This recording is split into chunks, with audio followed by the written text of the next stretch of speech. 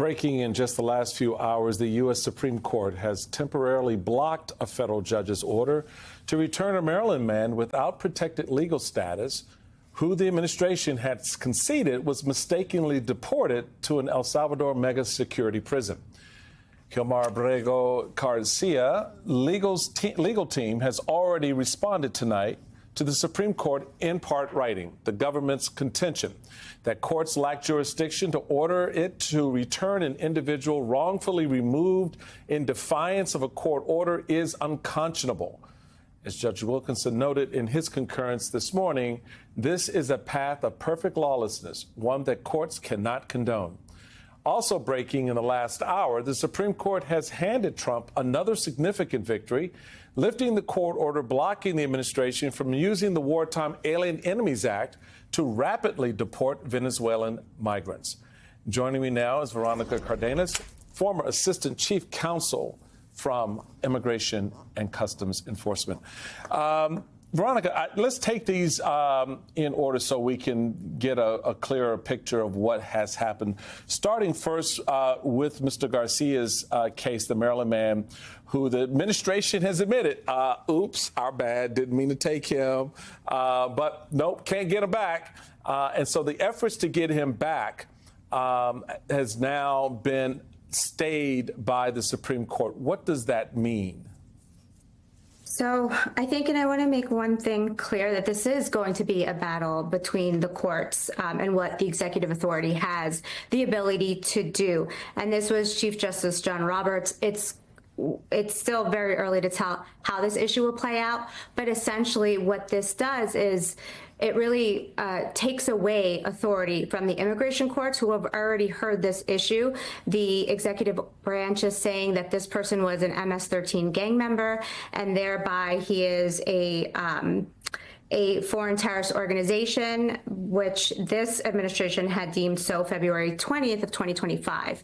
But this person was someone who already went before an immigration judge. He had his trial. The government already tried to make those arguments. The lower court and the administrative court found that they were vague and uncorroborated. And now we have the Chief Justice John Roberts and his decision stating that the executive branch has the authority to not only label somebody, but then to wrongfully deport them to the country where they were not supposed to.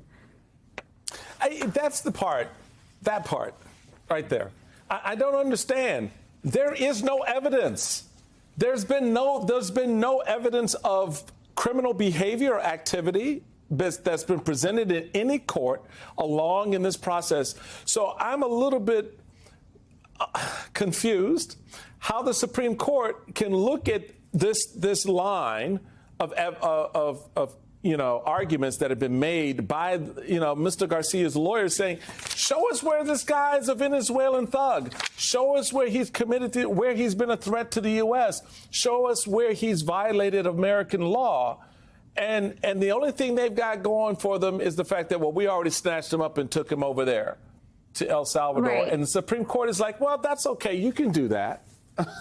Right. And that's what makes this so dangerous, because the government is admitting their error. There are ways to bring people back if they are wrongfully deported. The prior administrations have done that. This is not anything new.